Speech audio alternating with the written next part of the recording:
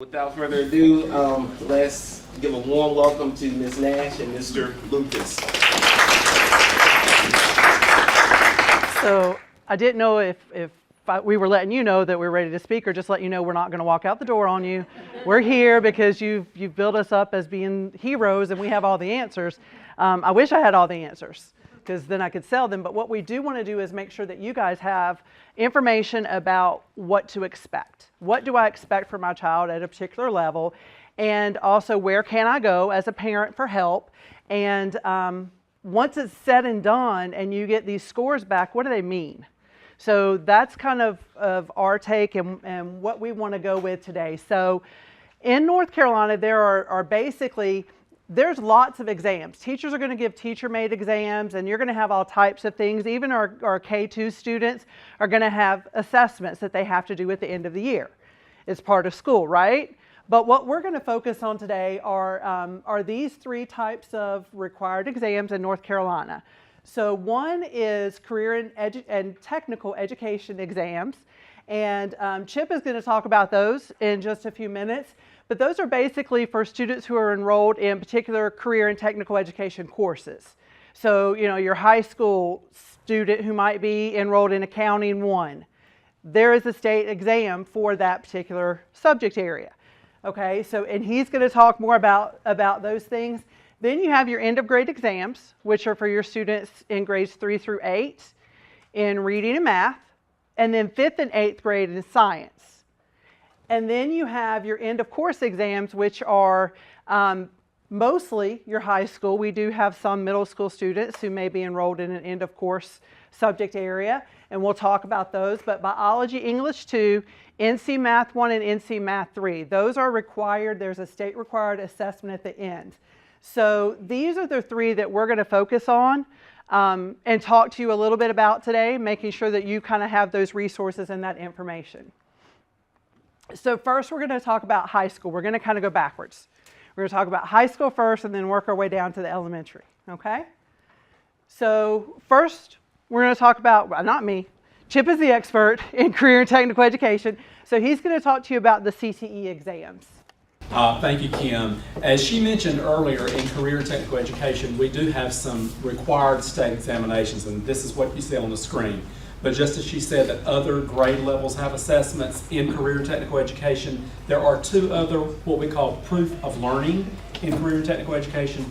One is like a performance-based measure, the other is credentialing. But for today, we're talking about these state exams. So we have a large course inventory. About a third of them are in the state required assessment program, and it just depends on when the course is made, how they're assessed. Some are going to be assessed with, as I mentioned, a credential, a portable certification that they leave the classroom with, or like a rubric-based, performance-based measure, or these 32 assessments that are still mandated by the state. Okay, and we're in 7 different program areas that you can see, range from business to agriculture to culinary arts to health sciences and some of the trades and marketing areas. Our state assessments are 100 multiple choice items. They are centered around the standard or the objective in the particular area. And the number of items is based on that course weight in what we call the blueprint of our courses. On our assessments of those 100, the estimated time that you can complete for the assessment at the end of the course is 2 hours recommended. But of course, within career and technical education, if you have any type of additional needs around extended time, that length can be a maximum of 4 hours to make sure that you have achieved or the student has all of his or her accommodations. And the way ours are scored, most all of our students take our assessments on a laptop or a Chromebook, and we take it through a platform called CTE NC Test, and CTE has its own platform within NC Test. And so the way that they're scored for the courses in that standard course in standard status, and they are scaled. And the scores, if the student makes 70 or higher, they are considered proficient. 70 out of 100, meaning that they would be proficient. If they score at 90 or higher, then that reflects definite mastery of those course standards. So that's just a little snapshot of how career and technical education is assessed in the state mandated assessment area. Okay, so thanks, Jim. Other high school assessments that are mandated by the state occur if your child is enrolled in biology, English 2, Math 1, or Math 3. So, and again, this is based solely on course enrollment. You know, if you haven't had a child get all the way to high school yet, basically it's whatever course they enroll in. It's not like grades 3 through 8 where everybody takes reading, math, science, social studies. They choose or they progress based on their historical grades and what they've been able to master and go forward with. So there may be ninth graders that take Math 1. There may be ninth graders that take English 2. Believe it or not. So that's typically a sophomore course, but it's all based on course enrollment. And basically this is the layout, and the yellow is biology. Items, the number of items, approximately 60, okay? Somewhere around 60, depending on the test, could be 65. Those items could be, and we're talking at high school level now, we haven't got to the littles yet, but they could be multiple choice. They could be what's called technology enhanced items. So it might be a drag and drop, where you have a portion of a sentence and you drag it and drop it to replace something else. It might be a text selection, where you select you click on something in a paragraph that doesn't fit or doesn't belong, okay? It could be where you click or drag a piece of a graph or something to that sort. So there are different types of items. There's also what's called constructed response, which is basically what we used to call back in the day fill in the blank. You type in your own answer. You don't have answer choices, okay? And those could appear in any of those. For English, English 2, the students will have to read 7 selections. They vary in length and in difficulty, but all aligned to the English 2 curriculum. The amount of time could go from 2.5 hours, 3 hours, depending on the test, with a maximum of up to 4 hours, again, depending on the test. Okay, that is unless a child is identified with a 504 or in the Exceptional Children's Program and they have additional modifications to their testing environment. But that's basically the layout of the assessments. High school testing dates. Okay, so I put these here just for your awareness, but I do want to kind of point out that EC students, those in our Exceptional Children's Department, or those who have to do makeup testing, may actually test on dates other than what you see listed. Okay, this is just where the majority of our students will test for those particular calendar days. But for example, May 22nd, I believe, is on a Tuesday. Some of our exceptional children may test on that Monday, okay? Just because of testing environments, we have to make sure that we meet all of their modifications, so we want to make sure that we have ample opportunity to do that. So that's kind of our high school testing. Elementary and middle. Now, you will have some middle school students, again, who may be enrolled in Math 1 as an 8th grader.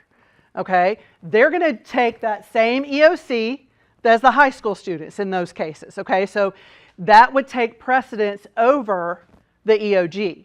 But all of our other students in elementary and middle, there are assessments that begin for our EOGs in grade 3 and go through grade 8. At each one of those levels, there is a math assessment and there is a reading assessment. And then only in 5th and 8th grade do you see the science. Okay, those are the only two times that we test science at the state, from the state, other than when they get to biology in the high school. There's a couple asterisks here. One is with that 8th grade math, and it could have also been in there for reading as well, because we do have some students who would take English 2 early. But again, if they're enrolled in that math one, it takes precedent. They'll take that instead of the regular 8th grade EOG. It used to be that they would actually have those kids taking both. They don't have to do that anymore. They only have to take one, but the EOC would take precedence, okay? And then the other asterisk that I have in here is for 3rd grade reading. You may have heard of or be familiar with the Read to Achieve legislation that basically our goal is to have every 3rd grade child reading by the time they leave 3rd grade. So a student who is proficient on that test, there are other pathways and other ways for those students to reach that level, but if they make a 3 or higher on that assessment, it does satisfy that legislation, okay? So that's why that asterisk is there for that particular subject area. So very similarly to our EOCs, EOGs, you have somewhere between 45, science actually has 65 approximately, but the number of items range in between 45 and 65. There are different item types. Now, there are not as many different technology enhanced item types. There's not as many for our 3rd graders as there would be for the high school kids. So they may not have the drag and drop, but they may have something where they have to click in a picture, excuse me, or a paragraph or something, okay? But the thing about the various item types is that students are required to take a tutorial before they take any of these assessments so that they can see the different types of items. The benchmarks that they've been taking have various types of items so that they have the practice with those item types before they take this test, okay? And then recommended hours, it's 2 hours is the recommended time. Most of our children are going to finish within 2 hours, but they can have up to 3. And again, that does not include students who have been identified in our exceptional children's department and who may have additional modifications. So our dates again, we have traditional and year-round calendar. So again, these are the dates when the majority of our students will be testing, okay? But we may have some that fall outside that window on either place, and your testing coordinator would make sure that those parents and those students are informed prior to their particular test date, okay? So I'm going to go over scoring real quick for EOG, EOC. Chip talked about his scoring and the 70%, 70% and 90%. Scoring for EOG and EOC is a little bit different, okay? And some of you may be familiar with this. Typically, for the regular education student, you're going to see achievement levels. Achievement levels meaning that they would get not proficient or they would achieve a level 3, 4, or 5, okay? Which is one of the things that one of you guys were mentioning in here about your daughter being nervous about that, achieving that. So basically this is what that means. A level 3 is that they have demonstrated sufficient understanding, okay? They're consistent, they've met kind of the sufficient understanding to say that they can move on to the next grade level. They may need some additional supports, but they're good. They've met those standards. A level 4 means that they've demonstrated a thorough understanding, okay? And then a level 5 is comprehensive understanding, all right? So that's kind of your levels. They've got it enough, could be better, but they've got it enough to move forward. And they've got it a little bit better, but they haven't mastered every single thing, or they've mastered all of it, okay? So with that, the line is at the level 3 and to the right. Those students are basically, they're good to go to the next level, okay? Again, with the level 3, they may need additional supports when they go to the next level. Level 5, they should be okay, okay? They've mastered this. They've got a complete understanding of the standards that were presented at their current grade level, okay? So these are typically the scores that you would see on an EOG or on an EOC. You also get, let me go back, a little bit after your child takes the test, in the PowerSchool Parent Portal, if you log in online, you get an individual student report. Okay, so that individual student report has lots of different things. It has the achievement level, and we're going to look at a sample as well. It does have the achievement level, but it also has a scale score, which is basically where there's different forms of the test, okay, and they basically take those raw scores and convert them to a scale score so that they can kind of compare them across the board. All right, so that's the first type of score that you see, and usually those numbers will be in the 400s, 500s, something like that if you've seen one before. Then you have a percentile. So the percentile score basically will show if you took the children that took that grade level test, and let's say that your child's percentile is 78 percentile. Okay, what that means is that your child performed better than 78% of the students that took that test that day. Okay, so that's what a percentile score is. If your child scored an 87 percentile, they scored better than 87% of the students that took that test. Then you're also going to have, for reading and math, you're going to have a Lexile score and a quantile score. So basically what a Lexile score is it translates into a level of your child's reading ability. Okay, and I am going to give you a place, or I'll show you where on your individual student report you can go to get additional information about Lexile. And then quantile is very similar. It's just a math ranking that basically shows how well your child has demonstrated their ability to solve math and to learn new mathematical concepts. Okay, so they're very close. It's just one is related to reading, one is related to math. Okay? So this is a sample, and I know you guys have the printout. This is a sample of what the individual student report would look like. So what you see first, and this one is a reading sample. I gave you a reading and a math. So what you see first is almost like a little speedometer. It's going to give you your child's achievement level. Okay, so it's going to show that in this sample, this child scored kind of 3/4 of the way to a 4. If they're almost a 5, it'll show that arrow will be even closer to that number 5. Okay, and then this is where you can see that scale score in this particular grade level.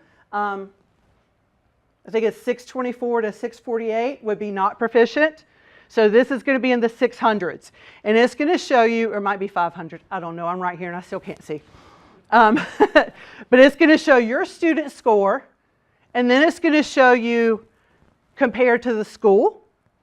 Then it's going to show you compared to the district and compared to the state. Okay, so in this case, this child did better than school, district, and state. And then underneath, you'll have an explanation of the achievement level. You'll have the percentile rank. So this child was at 62, so they did better than 62% of the students that took the test. And then for reading, you're going to see the Lexile level. So in this case, that Lexile level is an 850. This is the math sample. The only difference in the math sample that you're going to see, your number range will be different, okay? And then instead of Lexile, you're going to see quantile. And it's going to give you that level for quantile. And then if you have it in front of you, you can probably see it a little bit better. But when you get this report, it's electronic, right? So when you get it, there's a link that you can click on, and it'll explain to you more about the Lexile level, the quantile level, and the different measurements that are on that document, okay? Currently, the only way that you can get your individual student report is if you log into the PowerSchool application online. They are working to get it where you can get it from the app. But currently, they don't have those pieces in place that would allow you to view that in the app status. They're working on it, though, okay? All right, so resources and parent support. What can you do? What can you help other parents in your school do? So where do I go for help? The first place that I would always recommend that you go for help is to your child's teacher about opportunities for support. Your child's teacher knows what your child needs to know to be successful on that assessment. They should be able to pinpoint and give you specific resources to help your child. Okay, so that is by far the first place that I would go if you need support for your child, to the teacher. There are some other resources. I gave you a couple websites. There are links to these things on the Cumberland County School website as well under our data and accountability page. but you can go to DPI site to get just a family guide to assessment. What do I need to know? Okay, which basically is a lot of the information that we've gone over today. There's a place again where you can get an explanation of that individualized student report. There's a place where you can learn more about the Lexile and quantile measurements. And then underneath is actually where I have linked our CCS website in the blue. You can get a list of the required assessments, and you can also get released assessments. So what is a released assessment? A released assessment is basically an old test or a test comprised of questions that the state does not use anymore on their EOG or EOC.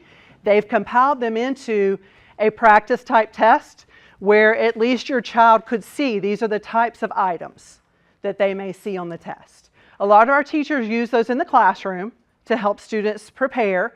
The question types could be very similar to what they see on the benchmark as well, okay, on those benchmark assessments. But you can go there and you can pull a PDF of those tests and just see different types of questions that they could be exposed to. So those are some good resources that you could go to. I would be careful not to just Google, how do I help my child with the North Carolina end of course test in a particular grade level? Because we don't know how old those sites are. We don't know how aligned those sites are. So these are the best places that you could go to get that information. And then what can you do as a parent? I have this year a third grader. He's testing for the first time. So what can I do? First and foremost, in the circle on the left, stay positive. Kids are going to feed off of exactly what they see here about a test. So if parents are nervous, oh no, they're going to take their EOGs today. We got to do this and this. They're going to feed off of that. If the teacher is nervous, they're going to feed off of that. Okay, so the best thing that you can do is stay positive about the test. I tell my child, when it comes to his benchmarks, you know, he's like, Mom, we got a benchmark coming up.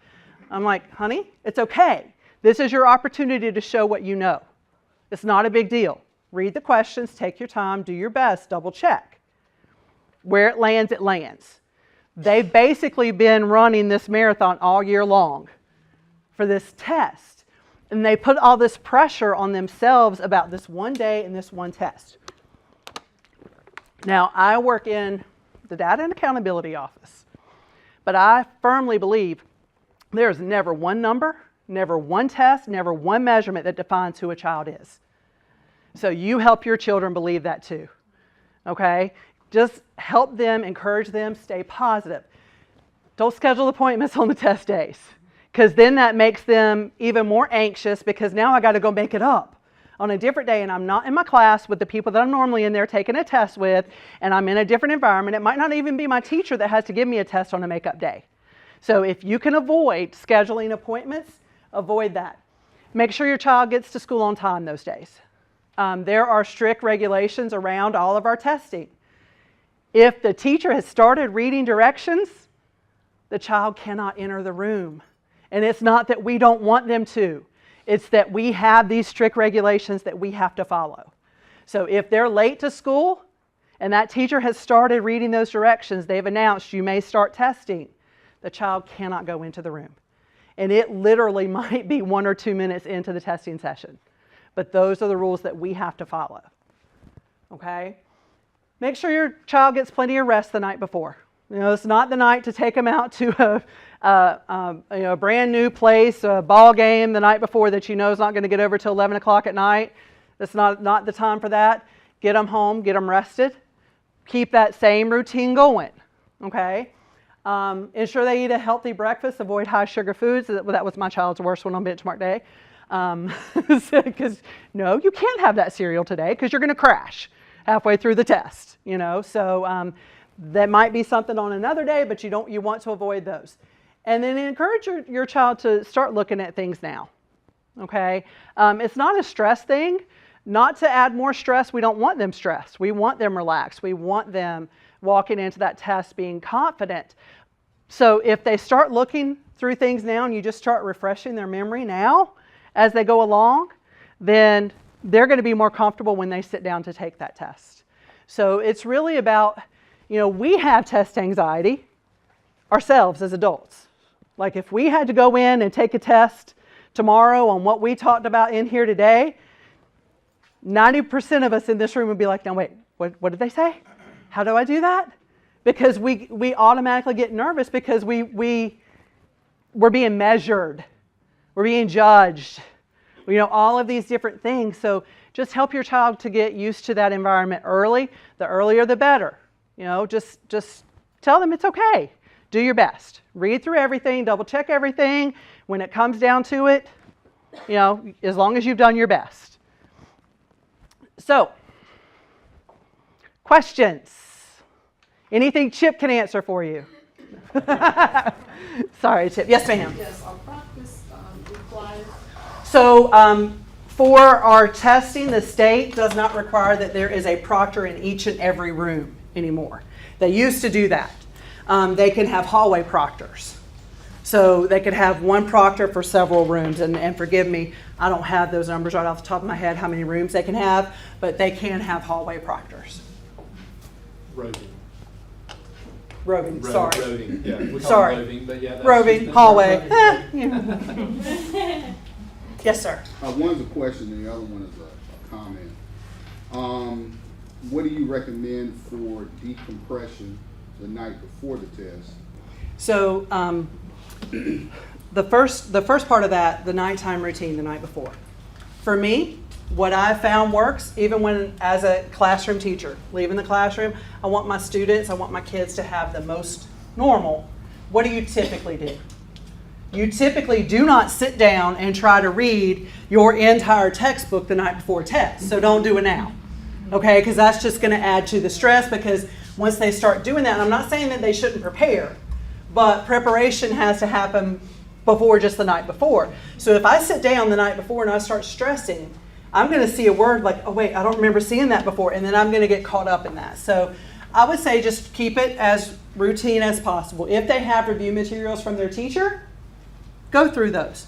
Just kind of breeze through, check on some last minute things, but again, relax. If you typically have your meal together, sit down together, and then you typically, watch a show together or sit down and have conversation, do that.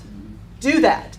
Anything out of the ordinary typically will add stress to a child going to take the test. In terms of the different types of stress, I think that it comes down to knowing your child. I have a very high-strung child that's like, I need a 5, Mom. I need a 5. My goal is to get 100. And so I'm talking him down from that, because that's not a pressure I've put on him. He's done that to himself. So I am just constantly reminding him, son, if you take your time, you read the questions, you answer it. Only thing I want you to do is just go back and make sure your answer makes sense, and then go on to the next one. You don't have to, because a lot of times too, those kids that have to get that 5 also have to finish first. You don't have to finish first. It's not a race, because you're going to sit there anyway.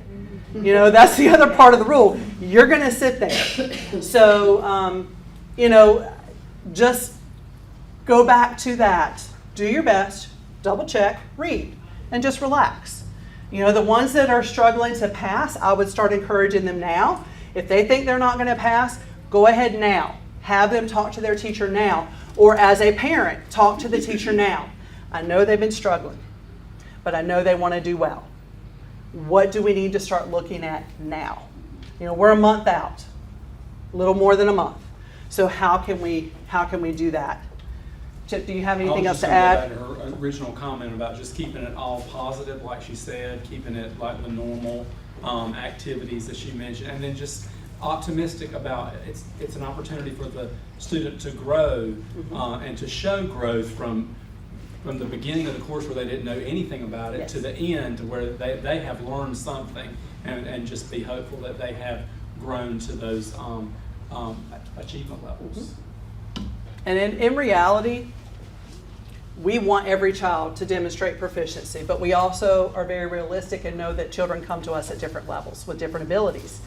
So looking at a district, 50,000 children, they're not all going to reach proficiency. But what we want for every one of those 50,000 children is to be better at the end of the year than they were at the beginning of the year. So doing their best, going through that assessment, showing that growth.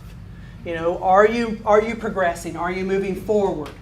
You know, that's the other piece of this. You know, we just want to encourage them to be better than it was before. Okay. Yeah. For the tutorial for the technology Mhm. enhance, how far in advance are the teachers going over that with their kids? So I don't know how far they are going. I do know that it is currently available. So that it's really a site-based decision, but they could go over it at any time with the students So we need to from make now. sure that the principals know. Yeah, and we will talk with the principals on Wednesday. They come for their leadership meeting, and we'll make sure that they know that that is out there as well and that they could start taking a look at those tutorials. Yes, ma'am. For the EOCs in high school, Yes. Does that become a part of the student's transcript, or is that It just does. for your data? Okay. No, it does. Anytime a child at the high school level takes an EOC, and it's in their records, even 3.8, you know, it won't go with them once they leave here, but it is on the transcript for So 9 I and should 12. be able to see the Mhm. EOC from biology from first Yes, semester? yes, absolutely, absolutely. And then I had a question about EOGs. If there's a student who is not proficient, so doesn't get a 3, what is actually required? Because I've had parents be frustrated when there's a child who just maybe doesn't test well, and they're like, it doesn't matter, we're done. We're like, we got a fine grade in class, we're moving on to the next grade. Is that what's the requirement? What would you like to see? So for grades 3 through 8, grade placement is the discretion of the principal. So, you know, let's say that we are looking at student performance throughout the year, and then we're looking at the EOG and their level 1s all the way across. They may need to be afforded that opportunity for additional time at that grade level. So they may have the recommendation to hold them back at that grade level. But it's a combination of those. The one assessment does not define for a child whether or not they're promoted. Even as the 3rd grade Read to Achieve, if they do not pass the Read to Achieve legislation, doesn't mean that they have to stay in 3rd grade. They can still go to 4th grade, but what happens is they'll have a little label that basically says that they are reading retained. So they are a 4th grader, but they have not met the 3rd grade Read to Achieve legislation, so then they get another opportunity to meet it. Okay? Now for high school grade placement is based on the number of credits that a child earns. Okay? So if a child has enough credits to move to the next grade, they can. But this is the difference in a high school EOC. Those exams count 20% of their grade. Okay? So if I am sitting at a 65% for my coursework and I make a 50 converted score, I make a 50, that's going to probably pull me down to not being able to get that credit. So for a high school, that does count as 20% of their grade. And then credits determine grade placement in high school. Okay, it's solely based on credits. You either have the credits to move to the next grade level, along with your English. English is a requirement for one of those credits, or you don't.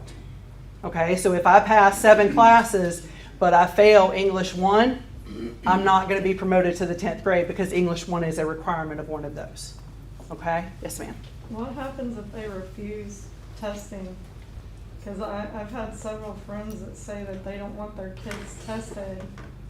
So, I mean, I've never done it because mine does really good at testing, but I was just curious of how that affects them in the long run.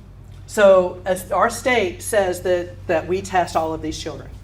So if the child is in school, if they are present any day during the 10-day window for EOGs, they'll be tested.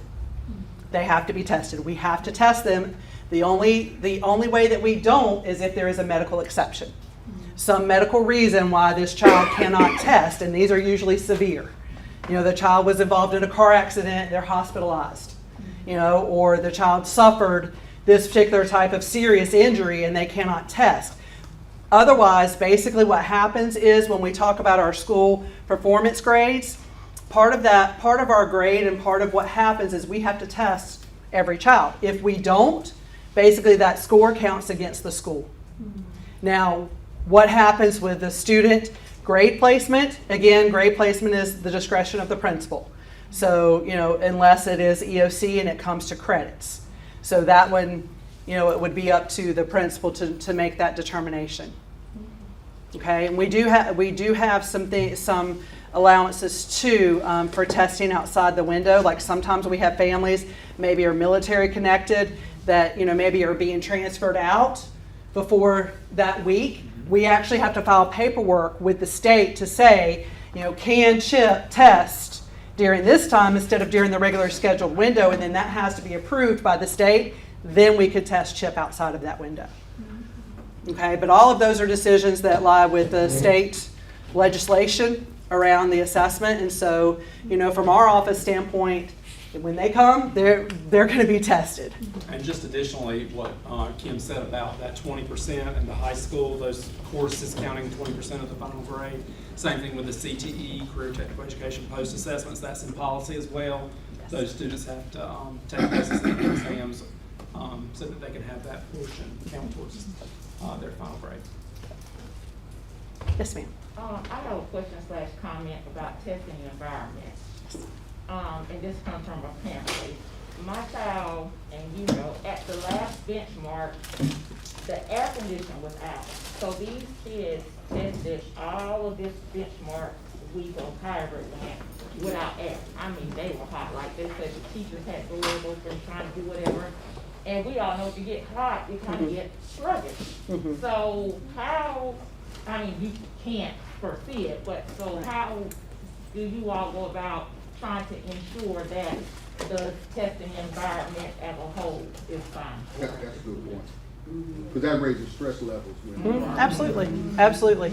So, in a district our size, it's really the principal and the school administration. They, are in charge of the building. And if there's a situation where you have a group testing in an environment like that they would need to make the decision to either, find a different place for them to test, or in a benchmark situation, they would contact someone, at the central office, our department or the curriculum and instruction department, explain the situation so that we can see if there are adjustments that can be made. If they're within our power to make those adjustments to the calendar, then we can definitely do that. If it's a local assessment, which benchmarks are local assessments, that we definitely have a little bit more control over those types of things. But ultimately, that would be something that the principal would need to evaluate and then make a determination if we need to relocate these students so that they can take that. And I don't know if it was a whole building or a whole wing or,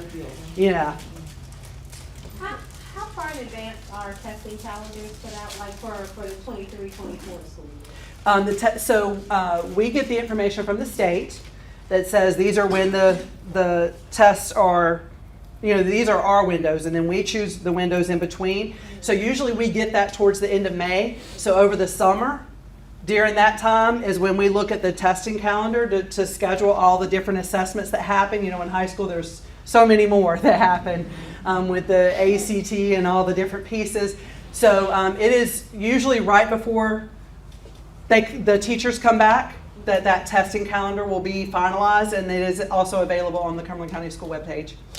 When the kid needs that extended time and he's the only one testing, that's a lot of stress on him because all the other kids are looking like, hurry up, hurry up. It's bad, and they're trying to do their best. Yeah. And so can that kid be moved? No. Or can he? Again, and I hate to even say this, but it really again comes down to the principal decision if they're moved. Can you talk about that? Sure. We will definitely cover that in our testing meeting, and if there are situations where they need to move, yes. Hurry up, we looking around. I mean, it's Yeah, absolutely. Yes, ma'am. So I'm just trying to absorb all this. I have a kindergartner. Slow down. Come back in a few years. So I'm trying to understand the process because also I've been out of school for a long time. So if you have a kid that's performed, well for every single benchmark that we're talking about, then they come and do the EOC and they bomb it, like they get an NT. Do you guys reconsider retesting, or this is like one time, like that's it, you are not proficient, period, but then it's So- like your 5s all the way through, and then, I don't know, maybe you have like a horrible day and. There is, what the state will allow, there is a second opportunity to test that happens during the teacher work days. Okay. And so basically, students who don't reach proficiency, and this is for the EOG and the EOC, if they don't meet the proficiency, they do have the ability to come back and take that test again to demonstrate proficiency, and there is a remediation in between where the teachers can work with them. And so that also pairing with the transcript question about, what test is on the 9-12 transcript. If, let's say that I have in English 2, I had a level 1, but I came back or not a level 1, I had a not proficient, and I came back and took a retest, and then I got a level 3. Both of those scores would show on the transcript. It would show the original score, but then would also show that second opportunity to test score. So we're testing them even though they pass, or I'm saying, I feel like, if you get a 3, you qualify, you pass. Right. But then it's like. It's only if you're not proficient that you Right. qualify. So is there like a district protocol that says, instead of, now we just kind of accepted, well, this guy's an NP and I guess he's gonna do 3rd grade twice? Or we actually, is that like per school, how does that work? So- Where we see like, I have an NP and then I activate the protocol of, I call mom, I call the district, I coordinate, I let you guys know, and then we all say, hey, we know, 4 scores ago, he's a 3 or a 4, and, we're going to mandate him to come back and retest, or how does that? It's never mandated, but the option is there. So as a parent, if your child tests and they're not proficient, you would get a letter that basically provides the details of that school's remediation plan and that second opportunity to test. And then as a parent, you have the option to opt in or opt out. So you can come and bring them to the remediation, or you can deny that. Okay, it's entirely up to you. But remember, in grades 3 through 8, grade placement is solely on the principal. So, they could make an NP, and the principal still promote them.